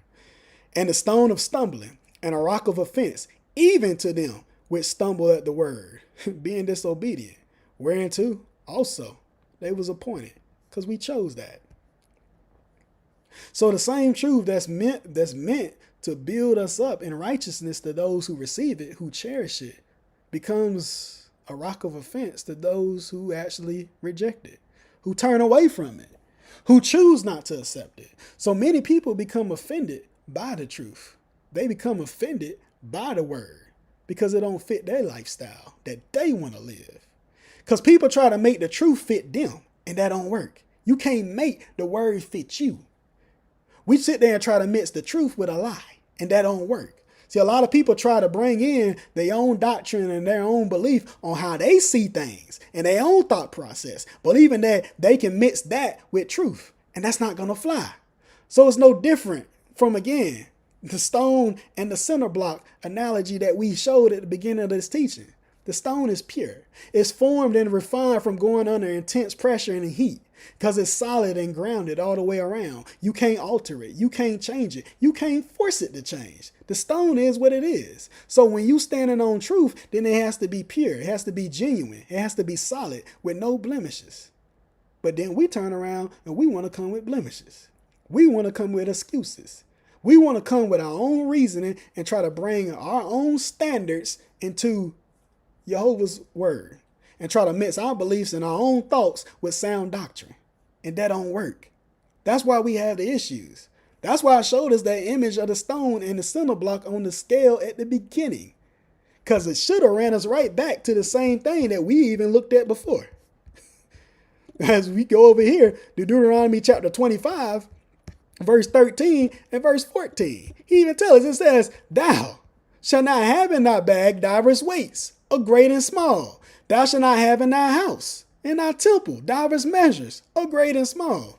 So we can't have these divers measures and these divers weights. That's why the cinder block itself is so flawed, because the cinder block itself is divers. It already got mixed things going. It's mixed with different things. So internally, it's full of holes and gaps. It's flawed in its structure. That's why it breaks. So it's no different when we try to lean upon our own understanding and we think we're going to mix a truth with a lie. We can't come like that. We can't come to God like that. He's going to reject it. As soon as you start injecting your own thoughts into sound doctrine and you take a truth and mix it with your own carnal understanding, now it becomes diverse. See, many people seek to hear the truth, but as soon as it don't jive with their lifestyle, now they got an issue. See, when the truth, it ain't gonna change nor apologize for what it is. Jehovah don't change his standard for us. Just as the stone don't apologize for what it is. But when sound doctrine, when truth is presented in the presence of us, as soon as we hear something that don't jive with us, because it goes against and it speaks against and condemns the lifestyle that we want to hold to, now we reject it. Now we don't want to hear it because our ways are diverse. Because we become mixed. We become mingled with the ways of the heathen. Because once we start mixing, this is why we have so many issues. Matter of fact, I can even show us this. Even how we even build this image that we built. We do this. We do this. That's why we can even see. Let's go over here to Daniel. Let's go over here to Daniel chapter 2. Let's go to Daniel chapter 2. We're going to hit verse 41. Daniel chapter 2, we're going to hit verse 41, and we're going to take it to 43. Daniel chapter 2, verse 41 down to 43. And it says, and whereas thou sawest the feet and the toes, part of potter's clay. So who's the potter's clay? That's us. And part of iron. So this iron represents this strength, this oppression, the ways of the Gentiles, the heathen. It said, the kingdom shall be divided, but there shall be in it of the strength of the iron. For as much as thou sawest the iron mixed with the miry clay. And as the toes of the feet of the desires was part iron and part of clay, so the kingdom shall be partly strong and partly broken. Whereas thou sawest the iron mixed with the miry clay, they shall mingle themselves with the seed of men. Exactly the point. But they shall not cleave to one another, even as iron is not mixed with clay. So this is the issue. So we've mingled ourselves with the ways of the heathen, the ways of the Gentiles. This is why we have so much of an issue. See, even on the physical side, even looking at this, see, this is why many of our people believe that mixing seed is cool. And it's abominable. But it's heavily pushed. Then believe that Jehovah is going to accept it. When he even tell you that these mixed seed is bastards. But we'll do it anyways. And it just gets worse. It just gets worse and worse. Not even recognizing we hold into this image that you see right here. And we just doing it. But then believing that we can mix doctrine. So we'll hold on to the customs, the practices, the traditions of this world, and the things that we were taught by the heathen nations and they practices and they customs, being mixed with the seed of man. The doctrine, the knowledge, the wisdom of flesh, and learning of their works. This is what we do. But we don't think it's an issue. He tells us over here in Psalms chapter 106. Psalms chapter 106 and verse 35. It tell you, it says, but we're mingled. We was mingled among the heathen, among the Gentiles, among the unbelievers, and learned their works. Exactly the point. We learned their works. That's why it's such an issue for us. Because for our people as a whole, we don't learn these works of the heathen and started mixing our ways with their ways. That's why we see what we see today. Even building all these man-made structures and calling them houses of God. Mixing worldly wisdom, customs, practices of the heathen, and try to mix that with sound doctrine.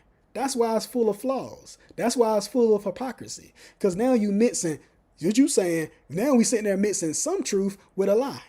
So the structure that the doctrine is built upon is going to be flawed no matter what. See, that's why Christian doctrine and beliefs is always flawed. That's why camp doctrine and belief is always flawed. See, they may appear strong in the presence of people because people going to look at what they see on the surface, but within it's full of holes and full of gaps in their belief. That's why you can find so many contradictions in their doctrine and break it down. But it shows that their foundation isn't solid, because then as soon as you speak against it, they can't never come back. They can't never come back against the doctrine that's being spoken. They can't come back against it. Not here. Not here. They can't come against the doctrine that's being spoken because it exposes that their doctrine was never solid. They can't never come against the doctrine that we push. They want to talk about everything else, but they just don't want to get exposed and make sure that they can keep their followers because they already know that their belief is flawed. Is backed upon mixed material, just as the center block. So though it may use some natural materials such as sand and water, but even the cement itself is mixed from combining limestone and clay. The cement itself. Now, when you mix all these materials together, you get this block that appears solid, but again, is full of holes and gaps. Its internal structure is hollow and empty because it's man-made. That's the point. But it's no different when we sit there and say we're going to hold on to truth, but then we want to hold on to worldly doctrine and beliefs too. That's a mix. And once you do that, the entire structure itself is flawed. So when we get hit with sound doctrine and we not solid, then we sit there and we don't want to take it. We can't take that pressure. It's showing because we not solid. See, on the outside, we appear strong, but within, we got issues. We got issues within, internally. Because no matter what, the word of truth itself becomes a stumbling block unto many. Not because you can't receive it, but you choose not to. We choose to reject it. And we get offended by the correction that it brings. So we turn our ears, we turn our backs. Because we don't want to receive it. All behind pride. All behind being stiff-necked and being hardened in our hearts. Believing that our own foundation that we built is strong. That we built is strong. And it's not. It's a house built on sand. It's a vessel built upon its own weakness, upon its own frailty that was never designed to endure. So again, we see this here. So again, he takes us back over here. We see this when we go back over here to Matthew chapter 7. It makes this so much abundantly clear for us. Matthew chapter 7, 26 and 27. And everyone that heareth these sayings of mine and doeth them not shall be likened unto a foolish man, which built his house upon the sand. The rain descended, the floods came, the winds blew, beat upon that house, and it fell, and great was the fall of it. So then, the rains, the floods, this overflow, this abundance, this judgment, it destroys. That's the difference. It washes away and destroys all unrighteousness. It sweeps away those of no understanding, the foolish man. The same people that believe in their own status, that believe in their own notoriety and their own reputation in this world, that they have established for themselves, believing that that makes them great, and truly believing that they shall stand. But it's clear and is already determined that Jehovah's judgment will bring down and destroy these same vessels. He even tells us right here from the beginning. He tells us that it was so from the beginning. It's no way around what he tells us. He tells us in Baruch chapter 3. Baruch chapter 3, we're going to hit verse 26. Verse 26 down to 28. Baruch chapter 3, verse 26 to 28. He tells us, it says, there were giants, famous men from the beginning, that were of so great stature, so expert in war. Those did not the Lord choose. He didn't choose these. Neither gave he the way of knowledge unto them. Watch this. But they were destroyed because they have no wisdom and perish through their own foolishness. Exactly the point. So these giants are these famous men who have been built upon their own reputation and their own status in this world. See, that's why I was speaking earlier about those of us who seek superiority, those who seek fame and power, because it's many giants that's in this world right now. See, people fear those great men of stature, those who hold weight in this world, who's famous and who's prominent. But you can clearly see what he's saying. The Lord didn't choose them. He didn't choose these. Because he's not looking on the outward stature of appearance. He's not looking at how dominant a person you can be in flesh. Neither gave he the way of knowledge unto them. He ain't looking at that. I tell you, but they was destroyed because they had no wisdom and perished through their own foolishness. See, people who believe just because they are mighty, because of their reputation and status, they become stiff-necked. They become hardened and stubborn because they believe can't nobody bring them down. So this shows, even though you can be dominant in this world, he's revealing to us Jehovah's judgment still sweeps these away. Those who do not receive the wisdom of God. That's why he even tell you, even with this flood, which the same flood is reoccurring even unto this very day. Right now, to this day, He tell you in Genesis chapter 6, verse 17, it says, behold, even I, do bring a flood of waters upon the earth to destroy all flesh, wherein is breath of life from under heaven, and everything that is in the earth shall die. So this flood of waters, this abundance of knowledge, this overflow of knowledge to destroy all flesh. Remember, this flood has a dual nature. It's meant to cleanse and restore those who receive that knowledge, who can perceive the voice and hear what the truth is and do it. But those who are hardened, those who are stiff-necked, those who are disobedient and rebellious, those who are caught up in their own pride, those sitting here every day, every week, coming to every teaching, hearing the word, but refuse to change anything. This same flood is as destruction to you. It brings judgment upon the unrighteous and sweeps away those who want to hold to the lie.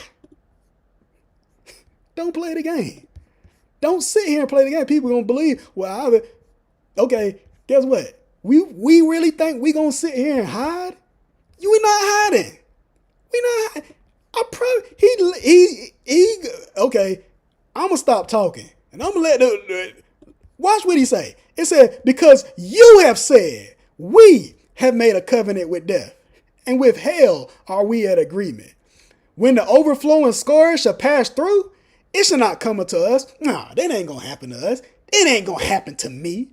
For we have made lies our refuge, and under falsehoods have we hid ourselves. This is what we've been talking about the entire time. We put on this false appearance. We trying to cover ourselves with this false image. And we believe we ain't going to get wiped away. We believe we can sit here and we can hide ourselves and we think we ain't going to get caught up. That's what I'm telling you. We got a problem. Therefore, thus saith the Lord God. Remember, I lay in Zion for a foundation of stone, a tried stone, a precious cornerstone, a sure foundation. He that believeth shall not make haste. He said, judgment, doctrine, and teaching also will I lay to the line, and righteousness to the plummet. Why? Because he's setting a plumb line amongst us. He making sure you gonna choose what side you gonna be on. And the hell, so this same hell, this is that same judgment, shall sweep away the refuge of lies, and the waters shall overflow the hiding place. That's what I say. Ain't nobody got nowhere to hide. Stop it. In your covenant, your agreement with death shall be disannulled. Meaning, it's going to be disannulled, meaning he going to overturn it. He going to make it void. He said, your agreement with hell shall not stand. When the overflowing scourge shall pass through, then you should be trodden down by it. That's what's going to happen. So he letting us know he going to overturn all our lies. He going to overturn all our falsehoods and all our deceptions that we try to hide ourselves in. We ain't going to hide ourselves in a lie. You're not going to do it. We're not going to hide ourselves in our deception of what we done made ourselves out to be, how we want to be seen and perceived in the presence of others. He's going to expose us. His word is going to expose our lie. His judgment is going to expose the lies and the hypocrisy of man. That flood been coming. It's been coming. But you have people that believe that because of their own belief that they're going to stand no matter what. Keep playing. So again, what happens when the fall comes? What happens when this same man falls from his height, from his own pride? What's going to happen? Like I said, again, you have many people that's great in this world. They even believe they're going to stand. It don't matter if you poor or rich. So what happens? So again, what happens?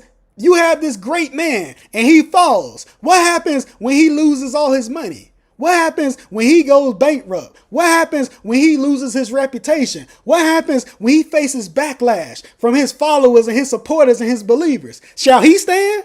No. He's going to crumble. He's going to crack. He's going to break. That's the point.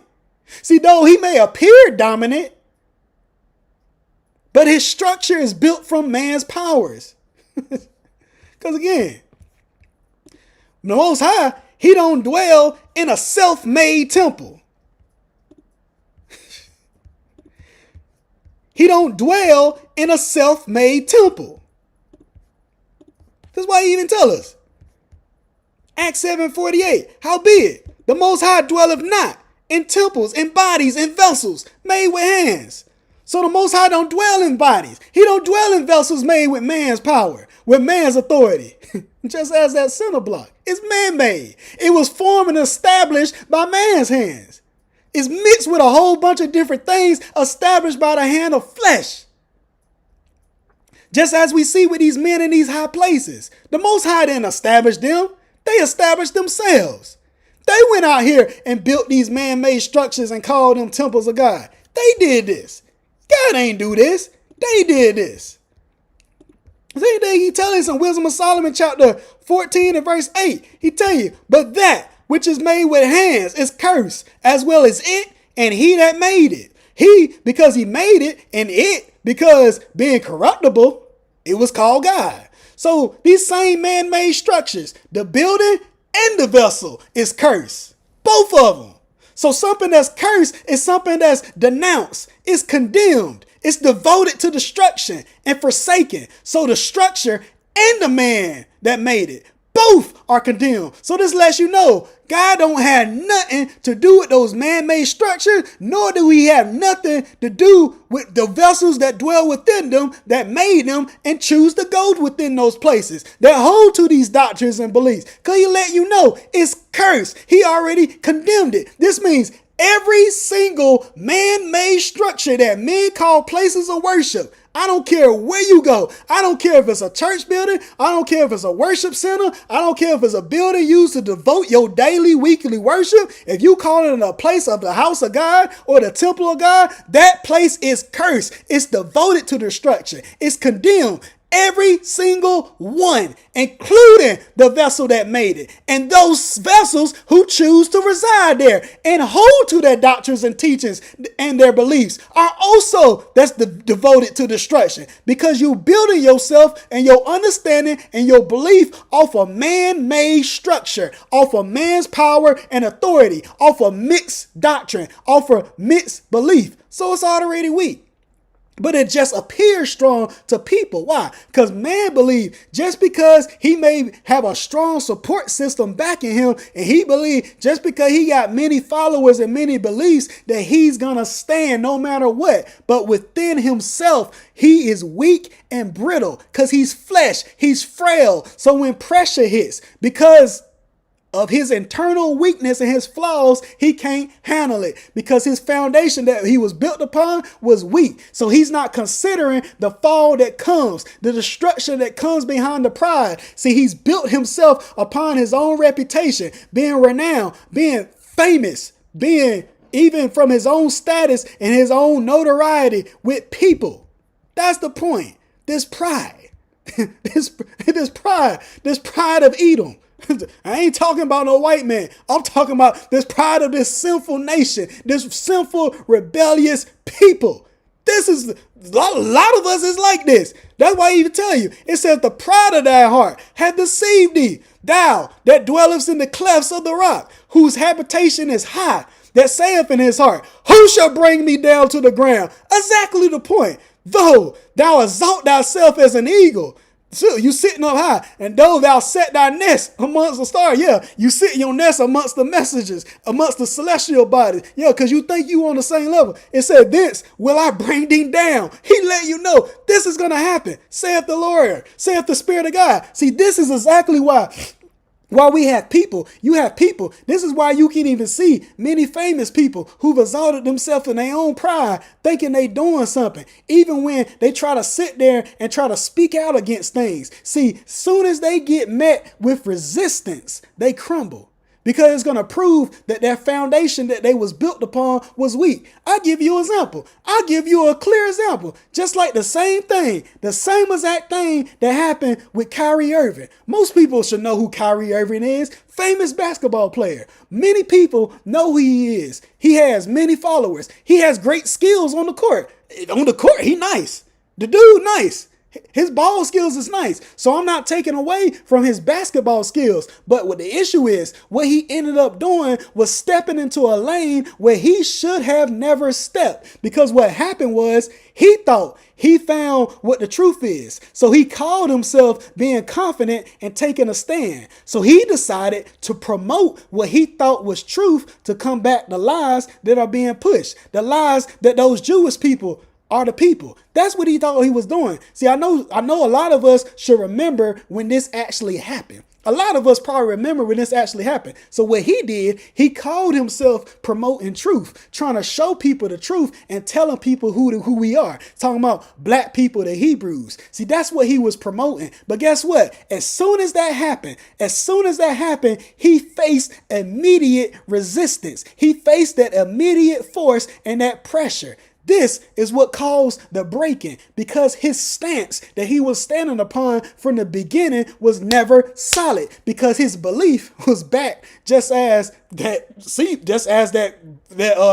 cinder block with sand and water. It was a mixed doctrine, meaning his knowledge was built upon a weak foundation, which what he was doing, he was sitting there pushing that Hebrews to Negroes crap, Hebrews to Negroes crap. I'm sure a lot of us, we done heard about that. That dumb book or that documentary that was made by that daggone Ronald Dalton. I'm sure a lot of us know about that, who don't know a thing about scripture. He dumb as a rock. But the point is, it was something that was man-made. The doctrine was man-made. It was a belief and a doctrine that was founded upon a man-made belief that was not of God. It wasn't pure truth. See, he was pushing some knowledge that had a weak foundation, just as a house built upon sand, because it was mixed with a lie. Just like the cinder block, a mixed structure, full of flaws. So it was easy to tear down. See, again, once you knock it from its height, remember what I told you? You knock that cinder block from its height, what's going to happen to it? Once you knock it from its height, it's going to break. Because as soon as it faced impact, it's not designed to handle it. See, on the surface, he seemed strong. He seemed courageous for making a stand and bringing this thing out to the people. He thought he was telling people the truth by putting it out there. But underneath all of that, he still shattered. As soon as they knocked him from his height, Kyrie Irving, same one. The first thing that happened, he received immediate backlash from the media, from the people. Now the pressure start turning up. That's why I said you had all these same people that was cheering for this man, the same people that was supporting this man, the same ones that started turning against him, that started talking about him. It was all over the media. He started losing followers. He started facing heat from people because they said, "Oh, he being anti-Semitic." Hell, how the hell he being anti-Semitic? It's impossible for him to be anti-Semitic because them Jewish people are not even the people. How he gonna be anti-Semitic? So it's not even true. But the doctrine that he was pushing itself was flawed. That's the issue. But the thing is, he didn't back down at first. But then he got suspended. You see, he keep getting hit. He keep getting hit. He keep getting hit. Then he got hit with the fines. And these was hefty fines. These weren't no small fines. He was getting hit with hundreds of thousands of dollars. That's what I'm saying. Now you see, he keep getting hit with the pressure. He keep getting hit. He keep getting hit. Then Nike, they cut their deal with him. So they completely broke off their relationship that they had with him. You see, he keep getting hit. So now they hitting him. They stripping him all the way down. See, that's the constant pressure. Those waves that we talking about, just getting hit. You just getting hit. You just getting hit. All this uproar going on. Because when them Jewish people came against him, see, they won't finna have it. Shoot, the daggone commissioner of the league, Adam Silver, he's a Jewish guy. So you really think they was going to let that fly? Come on now. So what happened is he eventually broke. He shattered. He backed down. And what they do? They made him apologize. You remember? The stone don't apologize for its weight.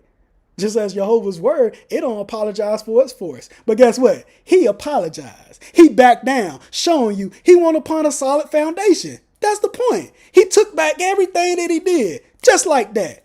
All behind constant pressure. That's the point I'm making. So the outward appearance of strength means nothing if you do not have a solid foundation that's built upon pure doctrine, a sure foundation. just as that stone. That's why I say, when you have guys like that, especially even famous men who try to expose something and think they know truth, they can easily be broken down. But that can happen with anybody, because all you got to do is start taking everything away from them. That's all you got to do. All you got to do is strip them of their glory, strip them of their reputation. They going to break. That's it. That's all you got to do. That's what happens to majority of everybody. See, you might endure pressure for a time, but then eventually you fold. Same thing happened with Nick Cannon, which this dude called himself telling everybody that black people are the true Hebrews. Guess what? As soon as that happened, same thing. He got hit. The pressure hit. Happens every time. He sat there because his belief won't solid.